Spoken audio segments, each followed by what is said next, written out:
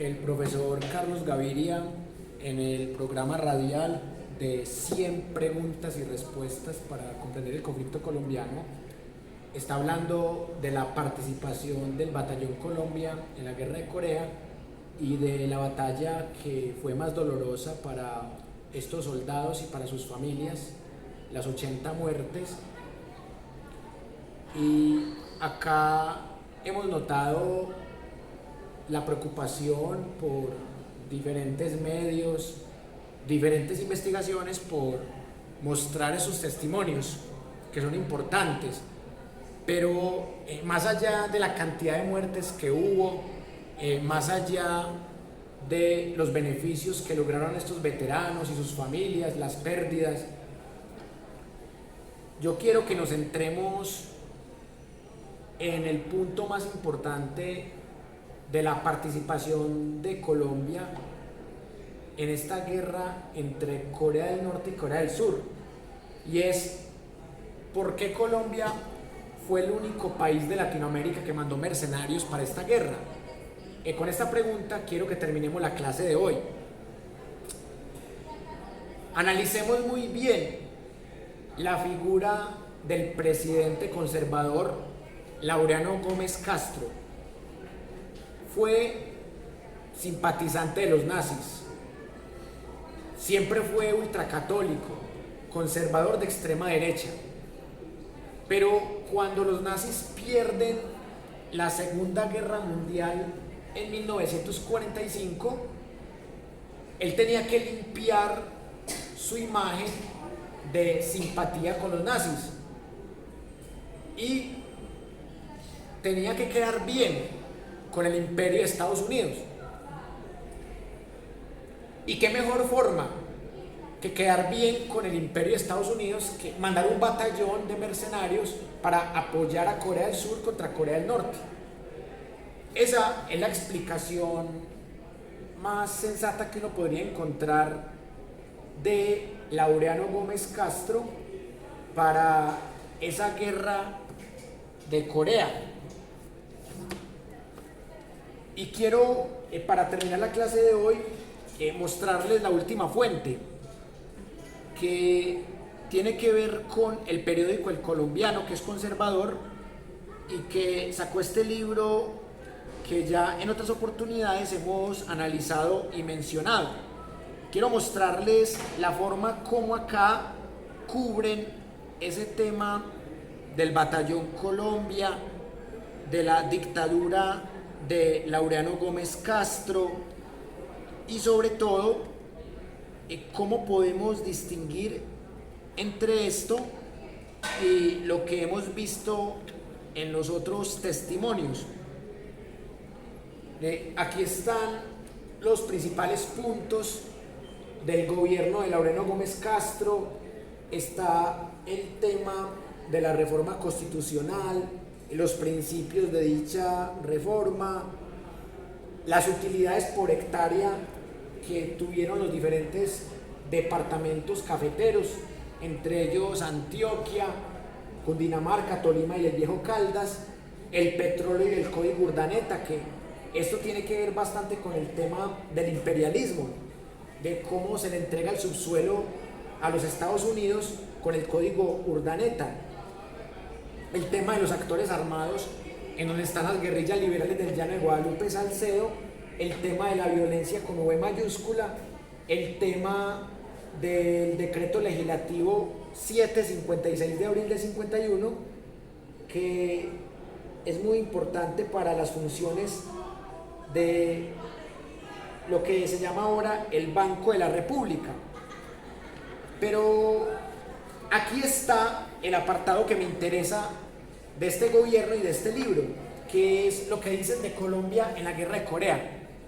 El 24 de junio de 1950, Corea del Norte, presidida en aquel entonces por un gobierno comunista, protegido por China y la Unión Soviética, invadió a Corea del Sur, aliada de Estados Unidos.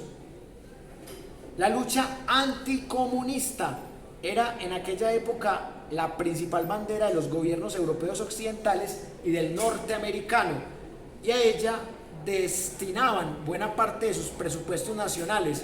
Estos factores incrementaron los términos del alineamiento político colombiano a los postulados norteamericanos de la llamada Guerra Fría, tal y como lo señaló el canciller colombiano de aquel momento, Evaristo Sourdis. En la guerra de Corea, Colombia seguiría una irrestricta adhesión a la política internacional de Estados Unidos.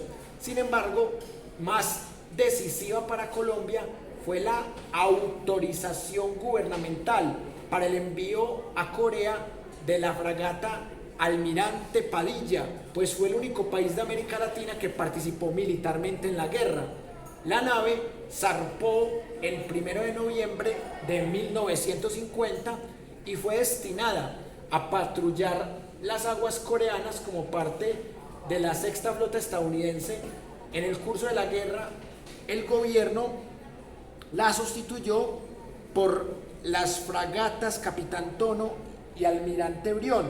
Sus 180 marinos estuvieron bajo el mando del capitán de corbeta Julio Reyes Canal. Con ellas se participó en el bloqueo de la costa occidental de Corea en conjunto con los cruceros HMS Ceilán y HMS Kenia de Gran Bretaña, el destructor HM Sioux de Canadá y la fragata norteamericana Glendale. En diciembre de 1950, mediante el decreto 3927, se creó el Batallón Colombia, bajo el mando del teniente coronel Jaime Polanía Puyo. El batallón partió de Buenaventura hacia Corea el 21 de mayo de 1951. En el barco Aiken Victory, el equipo completó 3.089 hombres por sustitución, actuando como una sección armada adjunta al Regimiento 21 de Infantería de la División 24 de la Infantería Norteamericana. Los combates en los que participó el Batallón Colombia fueron acciones militares ocurridas entre el 7 de agosto y el 5 de octubre de 1951 y batallas libradas el 19 de febrero de 1952, Acción del Cerro, y 23 de marzo de 1953, Olbaldi. Recuerden que el 23 de marzo era la batalla que analizaba el profesor Carlos Gaviria en 100 preguntas y respuestas para comprender el conflicto colombiano, en donde murieron más mercenarios colombianos, 80. Entre los oficiales que destacaron figuraban los tenientes coroneles Alberto Ruiz Novoa, que se termina siendo de la junta militar que gobierna cuando Rojas Pinilla se ve obligado a renunciar, Carlos Ortiz y Antonio Convers Pardo, el mayor Luis Leiva, los capitanes Jaime Durán Pombo y Álvaro Valencia Tovar, los tenientes Gabriel Puyana y Fernando Landazábal Reyes y los subtenientes Bernardo Lema Henao y Luis Andrade Anaya. En junio de 1953, la guerra llegó a su fin con el acuerdo de tregua de Panmunjom. Los norteamericanos condecoraron al Batallón Colombia con 18 medallas de plata por los combates, 25 de bronce por el valor y por méritos en el servicio, con 2 premios de la Legión del Mérito y 9 medallas de bronce. Según el general Gustavo Rojas Pinilla, quien participó en el Comando General de las Tropas de Naciones Unidas, la participación en la guerra había perseguido 2 objetivos: cumplir con las obligaciones internacionales para defender la civilización cristiana y democrática y entrenar al ejército y a la marina en una verdadera guerra. Bueno, esto es lo que dice este libro llamado Nuestra Colombia, 200 años de vida nacional, del periódico conservador El Colombiano. Miren, en ninguna parte se habla de las razones de Laureano Gómez para enviar estos mercenarios. Se habla solo de los objetivos. El primer objetivo, fanatismo religioso, una cruzada, o sea, que por defender que la civilización cristiana y democrática. Bueno, lo de cristiana no lo dudo, porque en efecto eran fanáticos del cristianismo y del catolicismo, no lo dudo. Pero lo que dudo es que Corea del Sur y Estados Unidos representan la democracia. Son dictadores también, dictadores capitalistas, de derecha, imperialistas, no son ninguna democracias. Entonces miren ustedes cómo este tipo de periódicos conservadores, como apenas es lógico, falsifican la historia. Y lo segundo, que el segundo objetivo era entrenar. O sea, que no, que es que fuimos allá por defender el cristianismo, la democracia y para entrenar. Pero la razón de fondo era el imperialismo de Estados Unidos y también los intereses de Corea del Sur. Profe, también hay un comandante que había mencionado que fueron a la guerra de Corea, a la guerra de Corea, que para saber cómo era una verdadera guerra. Pues yo, la verdad, no creo que alguien quiera saber cómo se muere en una guerra, pero pues hasta allá llega el fanatismo de esa gente. Sí, es triste porque es gente que es adoctrinada, alienada y los venden como héroes. Y para mí son mercenarios. Empezando porque les dieron medallitas, bueno, y ya les dieron visa a los colombianos, estudios. Eso demuestra más que eran mercenarios, porque es que un mercenario es el que se vende al mejor postor. Y el mejor postor era Estados Unidos. Y Estados Unidos de pronto no les dio un pago tan merecido a estos mercenarios, pero es que no son ningunos héroes de la patria. Primero, no son héroes, son mercenarios. Y segundo, no son ningunos héroes de la patria, porque es que no estaban peleando por la patria, estaban peleando por un imperio extranjero que, entre otras cosas, fue el gran responsable de la pérdida de Panamá. Y más allá de que la guerra de los 1000 días también indujo a la pérdida de Panamá y los gobiernos nefastos, Estados Unidos fue el principal responsable de la pérdida de Panamá, tanto así que Estados Unidos se queda con las regalías del canal de Panamá y que indemniza a Colombia con el tratado Thomson-Urrutia. Entonces, Pero de hecho, sí. Panamá desde un inicio estaba buscando quedarse con ese canal. De hecho, lo estaba intentando conseguir con Colombia inicialmente, y como no pudo con Colombia, entonces separó a Panamá de Colombia y ya se lo quitó a Panamá, ya una vez independizado.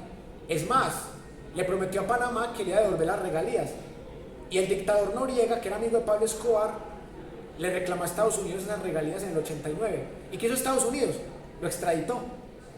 Donde Noriega no se meta con los gringos, no lo extraditan. Entonces a mí me da mucha risa es ver tantas páginas de YouTube, tantos videos, tantos audios, tantos programas de radio, y en todos dicen las mismas bobadas, que no, que es que murieron tantos, y que no, que es que este veterano tal cosa, que este perdió yo no sé qué, que este ganó yo no sé qué, pero no explican las verdaderas causas de la guerra, no explican el verdadero concepto que son mercenarios, y tampoco explican el verdadero concepto que Colombia es un patio trasero de Estados Unidos.